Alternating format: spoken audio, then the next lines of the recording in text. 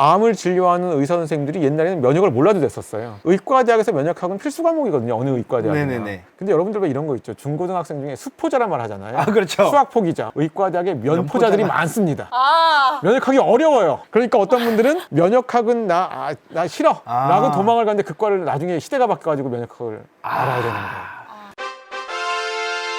인사할 시간도 많습니다. 여러분의 시간을 낭비해드릴 느리지만 쿨한 과학. 랩미팅입니다. 반갑습니다, 교수님들. 반갑습니다.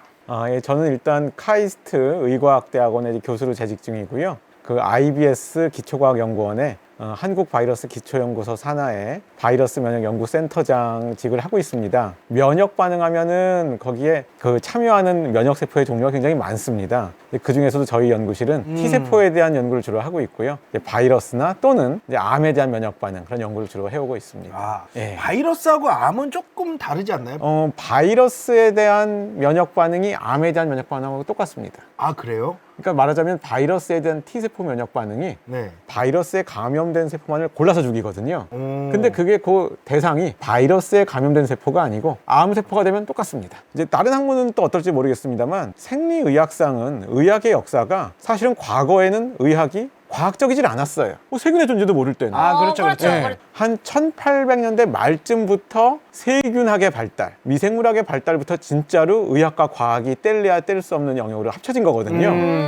사실은 그래서 한 1901년도쯤부터 노벨상을 받은 그런 업적들이 이제 1900년보다 전에 이루어진 업적일 거 아니에요? 그렇죠. 거의 현대의학이 과학과 만나서 성장해간 그 과정 그 자체가 노벨상의 역사입니다. 노벨 생리의학상은 또 그런 딱 역사가 맞습니다. 갖고 있네요. 제가 대학원생들이나 대학생들한테도 가끔 강의를 할 때 심심할 때 딴 거 보지 말고 노벨상 홈페이지를 가가지고 거기서 웹서핑을 하라고 얘기를 합니다. 그러면 굉장히 정리가 잘 돼 있어. 1901년도부터 2023년까지. 네. 오늘은 이제 2023년을 이 노벨상 홈페이지로 시작을 하도록 하겠습니다. 이 노벨상 홈페이지가 얼마나 잘 되어 있냐면은 네. 노벨상과 관련된 이제 글을 써야 되는 게 있는데 네.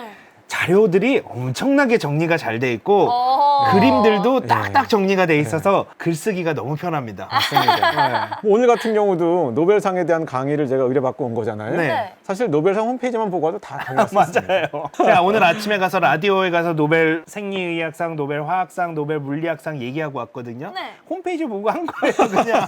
올해 노벨 생리의학상은 여기 보시는 것처럼 드류 와이즈먼, 그다음에 캐털린 캐리코 이 두 분이 받으셨습니다. 그다음에 이제 업적을 보면은 mRNA 백신 그 근본 기술을 개발한 두 분한테 이 노벨상이 주어졌어요. 그다음에 또 이제 생리의학상은 특성상 우리 일상생활에 좀 가깝습니다. 의학 분야가. 그렇죠. 그러다 보니까 올해 생리의학상과 관련된 이 업적은 또 우리가 백신을 다 몸에 맞았던 거예요. 경험을 진짜 한 겁니다.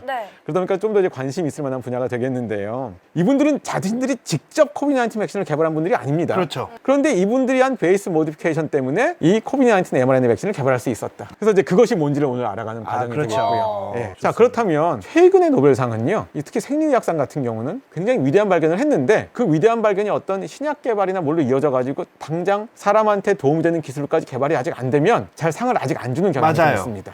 그러면 그 여파로 코로나19 이 팬데믹 와중에 백신이 얼마나 효과가 있었나. 2022년도에 이건 이제 어떤 실험과학이라고 할 수는 없고요. 역학적인 어떤 걸 예측을 해가지고 통계적으로 계산을 한 건데 코로나19 팬데믹 와중에 1년 만에 빠르게 백신이 개발이 됐어요. 근데 백신이 개발되고 나서 첫 1년 동안 백신이 개발됐기 때문에 목숨을 살린 사람이 몇 명이 될 것이냐. 그러니까 이건 추산을 한 거죠, 물론.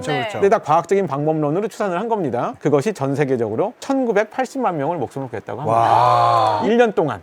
그러니까 그걸 뭐 2년, 3년으로 하면 더 많을 수가 있겠죠. 그렇네요. 노벨상의 수여는 1년 만에 2천만 명의 목숨을 구한 그 근본 기술에 줬다. 이렇게 말씀드릴 수가 있겠습니다. 코로나19 팬데믹 우리가 뭐 3년 동안 굉장히 고생을 많이 했는데 그 와중에 백신은 굉장히 빨리 개발됐고 그렇죠. 백신 개발된 것 중에 mRNA 백신만 있는 건 아니었지만 mRNA 백신이 가장 대세였습니다. 크게 두 회사였죠.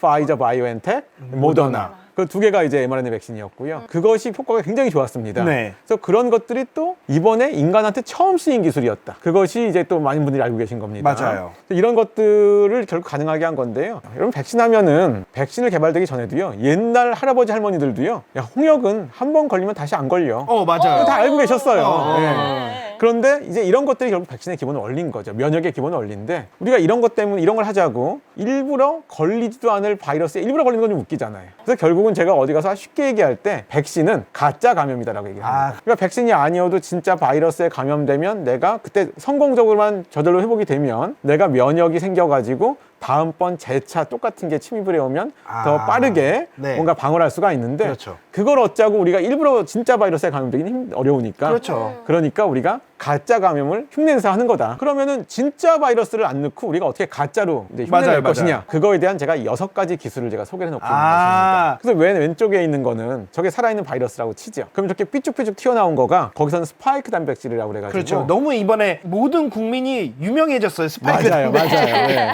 그러니까 결국은 그 스파이크 단백질을 몸에 넣어줘가지고 거기에 대한 항체를 나오게 해줘야 되는 거거든요. 네. 맨 위에 있는 2가지 방법은요. 가장 옛날 방식입니다. 아. 얼마나 옛날 방식이냐? 심지어 1900년도가 되기 전에도 썼던 방법들이에요. 아. 맨 위에 있는 거는 이넥티베이션이라고 되어 있는데 바이러스 같은 경우를 뭐 열을 가하든지 네네. 뭐 포르말린에게도 담갔다 꺼내든지 해가지고 바이러스를 죽이는 겁니다. 하지만 만약에 저게 코로나19라고 한다면 스파이크 단백질이 약간 좀 변형은 되겠죠. 네. 하지만 그 스파이크 단백질이 거기 있긴 있으니까 그걸 이제 몸에 넣어주는 겁니다. 그 다음에 2번째 방법은 어테뉴에이션이라고 그래가지고 바이러스가 살아있긴 살아있습니다. 네. 근데 너무 약하게 만들었어요. 그래서 이건 넣어줘봤자 사람한테 병을 안 일으켜요. 아. 그래서 저걸 약독화 바이러스 백신. 저 위에 2가지 방식은요. 1900년도가 되기 전에 파스테르 시대부터 썼던 방식이에요. 아. 그러면 그거는 옛날 방식이니까 요즘은 안 쓰는 거냐? 요즘에도 씁니다. 네. 그러니까 아무리 옛날 거라 하더라도 여전히 좋으면 쓰는 거죠. 그러니까 1800년대에 파스테르가 만든 백신의 방법이 얼마나 훌륭한 방법이었는지. 그렇죠. 예, 예. 이제 그렇지만 또 이제 그걸로 해결이 안 되는 게 있으니까 네. 시대가 바뀌어가지고 소위 말하는 한 1980년대 정도부터 생명공학의 시대에 이제 새로운 방식들이 나왔습니다. 네. 네. 그게 이제 그 3번째에 있는 서브 유닛 프로틴 같은 거예요. 네. 내가 만약에 스파이크 단백질이 있으면 그것만 그냥 무슨 대장균이나 이스트에서 그것만 내가 만들어서 생명공학 방법으로 그걸 쓰겠다 하는 게 바로 3번째 방식입니다. 아. 그러니까 저거는 1980년대 이후가 돼야지 나오는 방식이고요. 네. 그런 유사한 게 이제 거기 바이러스 라이크 파티클이라고 그래가지고 바이러스 유사 입자. 그러니까 겉에 보면 거의 비슷해 보이는데 네. 알맹이가 없어요, 속에. 그래서 이런 것들도 또 이제 생명공학 시대에 썼습니다. 그래서 이제 코로나19 팬데믹 직전의 상황으로 보면은요, 우리가 뭐 아이들을 맞추거나 어른들이 맞는 백신 종류가 다양합니다만 그 위에 있는 4가지 방식이 쓰였던 겁니다. 그런데 이제 코로나19 팬데믹이 되니까 사람들이 급박한 거예요. 그렇죠. 그러니까 이제 빨리 만들겠다는 생각이 들어간 네. 거예요. 그러다 보니까 밑에 있는 2가지 방식이 이제 쓰이게 됐습니다. 5번째는 이제 오늘 주제가 되는 mRNA 백신이고요. 네. 마지막에 이제 바이럴 벡터 백신이라고 되어 있는 겁니다. 일단은 이렇게 6가지로 이렇게 크게 나누긴 했지만은 이 코로나 시대에 주로 많이 쓰인 5번째, 6가지는 또 공통점이 있어요. 그러니까 코로나19 팬데믹 직전까지 썼던 방식들은요, 스파이크 단백질을 결국은 내 몸에 넣어줘야 된다고 생각하면은 스파이크 단백질 자체가 어떤 형식으로든지 들어가는 겁니다. 단백질의 형태로. 그런데 지금 5번째, 6번째는요, 없어요. 스파이크 단백질이 내 몸에 있어야 되긴 있어야 되는데 네. 그거를 스파이크 단백질의 형태로 넣어주는 것이 아니고 스파이크 단백질을 코딩하는 유전자 형태로 넣어주는 거예요. 오. 5번째, 6번째는 굳이 그냥 합쳐서 얘기한다면 아주 크게 보면은 유전자형 백신이다. 그냥 예. 데이터만 넣어주는 거군요. 그렇죠. 그런데 이제 이것이 왜 빠를 수밖에 없는가? 단백질을 만드는 것보다도요, 유전자를 합성하는 것이 훨씬 빠릅니다. 근데 5번, 6번 방식은 왠지 또 막연한 이런 게 있어요. 유전자? 내 몸에 유전자를 넣어줘? 그렇죠. 뭐 이런 그렇죠. 것도 있으니까 꼭 그런 뭐 막연한 불안감만은 아니었지만 어쨌든 그렇게 백신을 개발하는 역사가 좀 짧았기 때문에 코로나19 팬데믹 이전에는 아직은 이제 사람들이 개발하는 사람들은 있었지만 아직 널리 쓰인 적은 없었습니다. 시간의 차이가 있다고 그랬을 때 빠르다고 네. 하셨잖아요. 그 배양하는 속도가 다른 건가요? 아니면은 뭐 어떤 네. 게 다른 건가요? 유전자는 네. 좀 이제 농담을 얘기하면은요, 합성하면 합성하는 겁니다. 아 그냥 만들면 예, 그냥 예, 찍어내는 예, 거군요. 예. 근데 단백질은 이렇게 하면 될 것 같은데 하고 합성을 했는데 또 그 모양이 안 나와요. 아. 이제 이런 것들도 이제 굉장히 복잡합니다. 우리가 mRNA 백신이라고 되어 있는 그것으로 나온 게 아까 얘기한 모더나, 그다음에 파이자. 파이저 바이오엔텍이었죠. 그다음에 바이럴 벡터 백신. 저걸로 나온 것이 아스트라제네카, 얀센이었습니다. 네. 맨 위에 방식으로 나온 게 중국의 시노백, 시노팜. 2번째 방식으로 만든 게 러시아의 스푸트니크. 3번째 방식으로 만든 게 노바백스. 예. 다 다른 방법이었군요. 이렇게 다 있습니다. 이게 또 장단점이 여기서 바로 알 수가 있습니다. 결과적으로 속도면에서는 네. 5번과 6번 방식이 가장 빨랐어요. 그래서 그것이 대개는 이제 팬데믹 시작하고 나서 그 해가 가기 전에 1년 이내에 이제 쓰이게 됐던 거였고요. 그래서 약간 좀 서구 선진국 쪽에서 써도 될까? 이런 게 약간 조금은 불안감이 있었어요. 그렇죠. 많았죠, 사실은. 예, 그러다 보니까 어떤 보수적인 회사는 좀 우리가 옛날 쓰던 방식으로 해볼래? 라고 했던 게 노바백스였습니다. 노바백스는 제가 알기로는 2022년이 돼서야 네, 통과가 한참 됐습니다. 있다가 나왔죠. 이제 이번에 가장 혁혁한 공을 세웠다고 이제 누구나 인정하는 거는 유전자 백신. 그 중에서도 mRNA 백신이었습니다. 파이자하고 모더나가 진짜 솔직히 예. 택해서 맞을 수 있었잖아요. 저희 네, 마지막에 네, 맞아요. 다들 파이자랑 모더나 맞으려고 했잖아요. 그랬던 자, 거죠. 그런데 이 mRNA 백신을 얘기하려면은 생명과학에서 모든 분들이 다 알고 계시는 소위 이걸 센트럴 도그마라고 하는 걸 많이 들어보셨을 겁니다. 생명 현상의 가장 기본인 거죠. 이걸 알아야지 mRNA 백신의 근본적인 원리를 이제 진입할 수가 있습니다. 생명 현상의 모든 유전 정보는 우리가 DNA로 가지고 있다고 얘기를 네. 하죠. 네. DNA가 맨 아래는 레플리케이션 된다고 돼 있어요. 복제한다는 그렇죠. 거죠. 세포가 분열할 때는 DNA가 또 복제가 돼서 사본을 또 나눠주는 거죠. 네. 그런데 실제적으로 DNA는 우리의 정보를 가지고 있지만 우리 세포들이 생명 활동을 영위하기 위해서는 거기에 코딩된 정보로부터 단백질을 생성을 시켜야 됩니다. DNA라는 유전 정보 물질로부터 먼저 RNA를 만듭니다. 그 다음에 RNA로부터 단백질을 이제 만들게 됩니다. 저 일들이 우리 세포 내에서 늘상 일어나고 있는 일인 거죠. 항상 일어나고 있는 네, 거예요. 예. 네. 이제 RNA를 이제 중에서도 mRNA라고 그러는데요. 그건 이제 메신저 RNA라고 해가지고 뭘 전달한다. 그렇죠. 정보를 전달한다. 단백질이 되게. 그래서 이제 여기서는 RNA라고 써 있습니다만 바로 저것이 mRNA가 되는 것입니다. 네. 저것이 61년도에 발견이 됐어. 그래서 이런 그 생명 현상의 기본 현상이 다 이제 발견이 된 겁니다. 그런데 이제 이런 것들을 이제 알게 되면서 어떤 사람들이 80년대 한 중후반부터 뭔가 우리가 좀 이용할 수 없을까? 자, 이게 아까 제가 보여드린 거죠. 실제적으로 이거는 세포 안에서 일어나는 일입니다. 그냥 우리가 조작을 하는 게 아니어도 늘상 이런 일은 일어나고 있는 거죠. 네. 저 단백질 같은 경우가 어떤 경우 만들어지면은 또 단백질의 어떤 용도에 따라서는 세포 안에서 쓰이는 경우도 있고요. 그렇죠. 또 어떤 경우는 또 세포 밖으로 또 분비가 돼서 쓰이는 경우도 있습니다. 네. 어떻게 이용할 수 없을까가 되려면 그래도 그것도 좀 기반 기술이 있어야 돼요. 네. 1984, 5년쯤이 되면은요, 내가 원하는 RNA를 시험관 내에서 합성을 있게 될 수 있거든요. 이거를 세포 안으로 넣어주면 어떻게 될까? 밖에서 예, 만든 예, RNA를 예. 세포로 넣으면 어떻게 될까? 그렇죠. 예. mRNA는 단백질을 만드는 정보를 가지고 있잖아요. 그렇죠. 네. 특정 단백질을 만드는 그 mRNA를 이렇게 합성을 해가지고 그걸 세포 안에 넣어주면 그 단백질을 나오겠네. 네. 생각해보세요. 어떤 질병이라는 상황에서 네.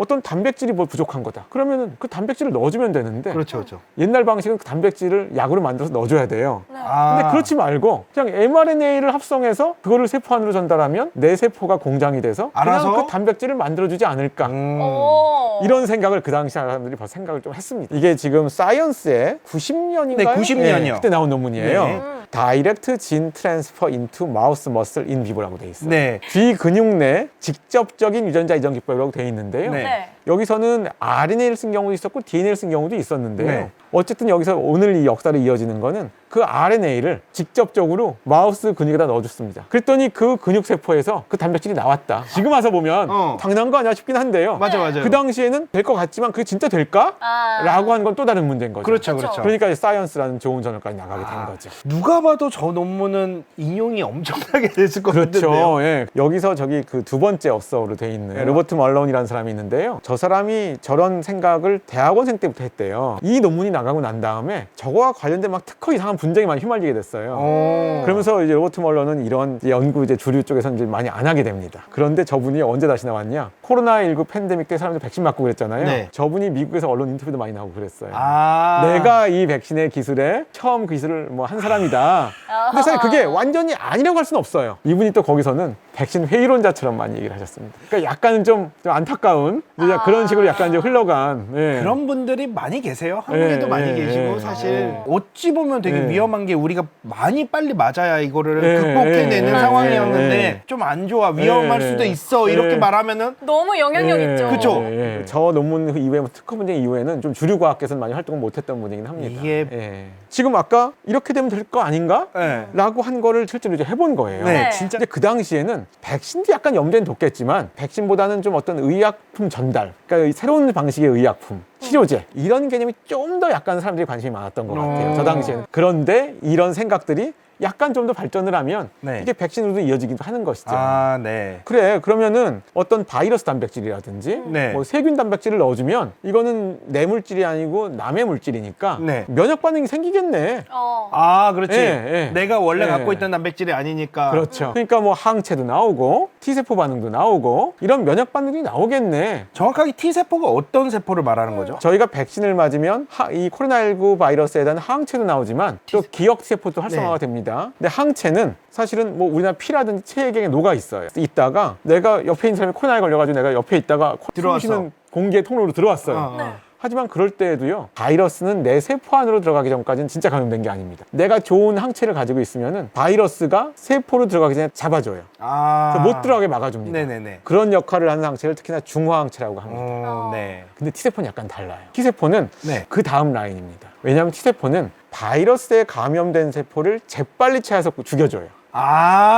그럼 감염되는 게 있다고 쳐요. 그럼 감염됐을 때 T세포가 재빨리 채워서 그걸 제거해주는 게 왜 중요한가? 바이러스에 감염되고 나면은요, 이제 바이러스 공장이에요. 그럼 놔두면 거기서 바이러스가 또 생겨서 옆에서 또 감염시켜요. 그러니까 그런 것들은 바이러스에 감염된 세포는 빨리 채워서 제거해주는 게 내가 비록 감염됐지만 더 중증으로 진행이 안 되고 빨리 경증으로 회복되는 데 중요합니다. 좀비 영화 보면 내 애인이 좀비한테 물려가지고 걔가 좀비가 됐어. 그럼 애인이지만 그래서 손절해야죠. 그렇죠.